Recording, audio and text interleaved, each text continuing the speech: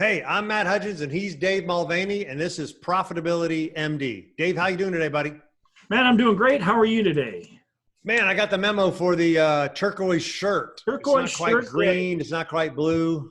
It's in between. Mine's It's kind of in shiny. between. Kind of got that shiny look to it. Yeah, I got a couple stripes on mine to kind There you go. of break it up. Kind of the overweight COVID weight going. So on here. That's really good. All right, man. We are on episode 72, and let's talk about why discounts kill your growth. Why discounting kills your growth. So I know we're going through this crisis. We're going to be coming out of here, and people are going to be talking about how do I get people in the door, and their thought might be discounts. And so we wanted to talk about how discounting kills your growth. So in putting that in perspective, so when you need business, let's just say you're a painting contractor, okay, and you've got wait, back up and tell them, first of all, you're going to tell me the stats, discounting versus value added. Let's start with that. Discounting versus value added. So this goes back to Eugene Schwartz and many other copywriters who use what's called direct response copywriting, where they send mailers or billboards or whatever to drive traffic to an action. Well, what they found was, and this goes to the days of Macy's and you name it, but if you offer a discount, let's say 50% off versus buy one, get one free, buy one, get one free will outperform the 50% off 100% of the time. 100% of the time. 100% of the time. Because unless, this is the only time it's an unless it's a product that is so unique, like an Apple, an iPhone. If you only need one of them. Offered 50% off on an iPhone, that's a different story. Yeah. But because it's such a big staple in the marketplace, but Apple would never offer 50% off. It just wouldn't happen. They do offer buy one, get one, though. Yes, buy one. Well, it's funny you say that because every infomercial I've ever seen for, the fancy knife, right now there's a commercial for the knife from Iron Fire show. And it's, your second set free, just pay shipping and handling. Exactly. Get my pillow and I'm going to give you a second pillow Okay, so yeah, that's exactly right. It's never get your pillow 50% off. It's buy one, get the next one free, pay shipping and handling. And we're gonna get So so it sells. It literally sells more offering the extra one than it does to offer the discount. But what they don't tell you in every one of those cases, if you go to Winn-Dixie, you go to your local grocer. I don't know where you are in the country, Albertsons, Publix. I don't even know if Albertsons is around anymore. But regardless, whatever grocery store chain you go to, they might be offering buy one, get one free on cheese, let's say. And you look at the cheese and it's like $5, where the cheese might normally be like $2.20. So they're not offering a deal. And this is why discounting can be so detrimental to your business, because what they're doing is they're actually charging more. You're spending more, and they've made profit on 2 items instead of 1. Whereas a discount, what happens when you discount that? I mean, yeah, it comes right off your bottom line. So we had an example I wanted to talk through would be like this restaurant, right? So if restaurants don't make a lot of money, anything, when you to offer a discount of 10%, that 10% comes right off your profit, right? That literally comes right out of your pocket, right? So where I was using in some of these restaurants, I'm just kind of making this up, but I had put together, hey, a meal for 2, $60, for you and your wife to go have a fancy dinner, right? And we're going to do a 25% discount, or are we going to offer a bottle of wine and 2 desserts? Which one is better, right? And so there are 2 things involved in that. One would be which one is better for you, the business owner, and which one is better or perceived value from the consumer, right? So we're kind of giving away the ending early, which was, hey, if I give you the 25% discount, that actually comes right off my profit margin. So let's say I got a $60 meal for 2. My profit margin is 50%. So I'm going to make $30, but I gave away a discount of 25%, which off of 60, that's actually $15 of my profit, right? So now I'm only making half as much as I'm only going to make $15 off of 60. But yeah, you gave away half your profit. The discount, Yes. like exponentially, you just. Yes, right out of your money. Versus the meal for two, $60, and I'm going to give you a free bottle of wine and 2 desserts. And why does a free bottle of wine? It's a great. I mean, we both. It's a great example, right? So go through the numbers. A meal for two, $60. My profit margins is still 50%, so I'm making $30. That extra cost to the restaurant, let's say a bottle of wine, my cost is $8, but the menu price is 16 or even $20, right? So, and then the desserts cost me about $1, but on the menu, they're like $5 or $6, right? So in that instance, you're given, I'll just use round numbers. You're giving them a $20 bottle of wine and 2 desserts for $5. So you're giving them $30 of value, but it only cost me $10, right? $8 for the wine and $2 for the dessert, right? And if you have a savvy server, you could say, hey, by the way, you're getting this $30 bottle for just $15 more. You can get the $60 bottle of wine. Right. And so now they think they're getting a $60 bottle of wine for $15, and the $15 covers your cost on that bottle of wine. So now it costs you nothing, but they perceive so much more value in the dude. Now you're stacking. You're like exponential growth here. That is exactly right. That's exponential when you're doing the upsell on top of that. But we're talking about how discounting kills a business, and so we're just talking about a restaurant, and I started mentioning a painting contractor, because this is one of the problems if you're a single business entrepreneur. Let's say, when I say single bit, doesn't mean you don't have employees. It just means you're out, you sell your products to the end user, and then you have people who do the work. Well, one of the first things you want to do to drum up business is you want to offer that discount so that you can get the sale. And you think it's price that people are buying. People are buying you, they're not buying that price. So when you give that discount off the top, just like with the restaurant owner, if you're a painting contractor, and let's say it's a $6,000 job, and you're going to give them $1,000 off to get the job, let's say your profit was $2,000. Again, you just gave up 50% of your profit. Your ability to pay your bills, you just gave up half of it. That's money right out of your pocket, right? Versus like the value added. I forget, we actually were talking to one of our neighbors recently about this one. So it's like the painter, right? The painter guy, but he'll offer a free paint color consultation, and that's perceived value of, $250, right? So now am I going to hire the painter that just, whatever, dude, I'll paint whatever you want me to paint? Or are you going to have the painter who also brings in the color consultant for perceived value of $250? Turns out the color consultant's his wife or his daughter or his niece or something like that. So it doesn't cost him $250. It costs him $10, right? Or perceived value. Yeah.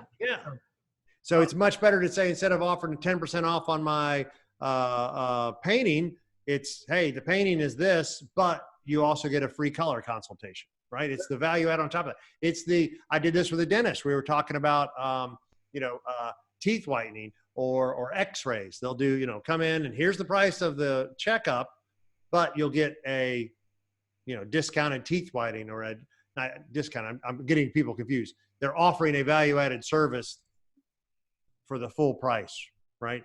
Yeah. So you get the teeth whitening, or you get a free x-ray or something to that effect. And when you offer these free services, they tend to be very low cost services. Cost to you, perceived value to the client is, wow, that's actually worth it. Yeah. Especially when it's especially when it's an addicting product. What I mean is, if you're a veterinarian clinic and you offer, hey, let's say you sell premium dog food, and you offer these little bags of the premium dog food as a bonus, when in reality the bonus is going to get that customer to buy the premium dog food from you going forward. So your upsell is, I don't want to say disguised, your upsell is packaged in such a way that makes them say, oh, I want those dog biscuits on a regular basis. My dog loved them. So the next time they come in, they pay for them. Right. Well, and it's funny you say that. So now we're going down the rabbit hole, which is perfect. Which is, you're exactly right. We offered the value added. Hey, how about I'm the dog trainer, whatever. I got a dog farm or whatever. So I'm going to sell you the dog for $500, a new lab. But I'm going to give you the first bit of dog food free. But then after that, I'm going to try to get you to buy the dog food through me because I got some special dog food that's great for chocolate labs or whatever the kind of dog I'm selling. I'll end up making more money on selling you the dog food over the life of your dog than I would in selling you the dog, right? I'm going to give you the first month of dog food. And, anyway, I'll tell you how to do all that because it's a whole mixture thing, but you can easily do that. And then now you've got the Dave Mulvaney dog food special for chocolate labs. And you'll make more money selling them for the next 10 years of dog food than you did on the one dog you sold them. I know a guy who does with labs the very thing that you're describing, except he's a dog trainer. So what he does is he sells you the dog for $500, but he charges $2,500 to train the dog. However, if you want to buy one of his dogs, it's $5,000. So if you buy his dog right, and use his training services, you, instead of paying $5,000 for a dog that's already trained, because it has more value because it's a dog. Yeah, it's already done. You're actually getting that dog for $3,000, but you paid for the dog in advance. It's a great way where he's not giving beautiful. And it's a similar service, but he's still training. But once he trains the dog, see what he does to train your dog is he has to train it to be your dog. So you come by and those type of things. And so that's part of the process. But when he trains a dog, he trains it to be like the most massively obedient. So his dogs have like this a higher perceived value. Yeah. They hunt, they do all the things that dogs, Labrador. That is beautiful. That almost gets in, again, we're going off the tangent, which is, it's so funny when these value added services actually turn into their own business in and of themselves. So then he could train other people's dogs, right? So now then he has a training business and a dog, sell the dog business, right? Yeah. Hell, I'm a great example myself, right? So investment advisor business coach, right? So I have my own business. I've had 3 different businesses, 6-figure businesses. So I've actually run 3 different businesses myself. I have business owner clients over here. Well, now I can teach them the stuff that I learned to run my own businesses. Heck, I was already doing it. And then I just started to charge an extra service for it for the people that weren't my clients. Because, and rightfully so, because of not only of what you know as a business owner, but what you understand about building wealth. And that's why this show is Profitability MD, because the MD is for Matt and Dave. But the reality is a lot of people are in business and they are employees of their business, and they don't get all these things, that the business is a tool to build wealth. Right. And that's why we're somewhat unique in that we're not just teaching how to be an entrepreneur. We've got experience here, entrepreneurial experience, but wealth building experience, and certainly discount your underlying source of income. It comes straight out of your profit. It's like your customer saying, "Hey, can I borrow $1,000 and never pay it back?" If you give $1,000 discount, you're literally taking that 1,000 as the profit you would have made. If you're going to give a discount, give it on underlying materials. Never give it on. So, all right, what do I mean by that? Okay, so if you're a painter, we'll go back to that. Let's say you sell Sherwin-Williams normal XYZ paint, and that paint is $100 a gallon. Okay, and your labor rate is $2,000, and you tell them, okay, so the underlying cost of the paint is $100 a gallon. It's got your profit built in there. So the next step up is $180 a gallon. I'm making this stuff up. I don't know. I mean, a gallon, 5 gallon, whatever. But the next step up is this big jump. So if you go to the next step up, instead of 180, you could give the discount there. Maybe I'll charge you. Right. Off the smaller, not the big number, not the $2,000 in labor of the project. Yeah, the labor is fixed. I can't change the labor cost. That's where your profit is. And you have a little bit built in, but by upping to the higher ratio, so let's say you normally make a 30% on that, your 30% is on a bigger number. So if you discount a little off of that number, you still get a bigger number because you jump them up in price. So again, it's okay sometimes to discount the product or do a buy one, get one. That's on the underlying product, Yep. but keep Yep. your profit in place. Right. Suicide to take your Unless, like we talked about, some other caveats might be, unless it's going to lead to future sales, right? The value of the customer. We talked about selling the dog food. You can give that the dog and the first training session free, but the rest of the training sessions, you'll get more money on the back end. Those are some times to not necessarily discount, but we're still grouping the value added because there's additional revenue to come from that client, right? And I think, yeah, exactly. One of the reasons our mastermind group is so important is because here's what happens, Matt, when most entrepreneurs get together. They get into a big hoorah session, and there's 300 entrepreneurs in the room, and there's one guy on the stage, and he's telling you why you should do this, this, and this. And that's great. But most of the time, if you're sitting in the room, you're thinking, well, that won't work in my business. And right. So you spent all this money, you got all excited, and 2 weeks later, you're back home and you're reading your notes, and you're like, this won't apply to my business. When you're in a mastermind group with people like us, what ends up happening is we say, okay, we start looking at your business. Okay, you're discounting this. And then we start looking at your business as a whole, and you have now 8 other entrepreneurs sitting here. We're all looking at the same scenario, and we're going, okay, this is a game plan that you can use in your business to be more profitable. And that's why we have a double our fee guarantee, is mainly because we know we can more than what you spend to be in our mastermind. You can way more than double it, just in a few areas of your business. And that's what we're talking about. So we're starting our mastermind group. Looking for 10 business owners looking to add value, especially coming out of this temporary setback, right? And the beauty of it is having a group of individuals, like-minded individuals and business owners, is you'll get a perspective, not just stuck in your own head. You'll get perspectives from different business owners who would come up with, all right, instead of discounting, here are 7 things that'll work for my business, 7 things that'll work for Dave's business, 3 things that'll work for your business, right? So part of the idea of the mastermind group is talk about the concepts of how discounting, as an example, we might cover how discounting kills growth. And then instead of discounting, we'll try to come up with how value-added services we can add, higher perceived value.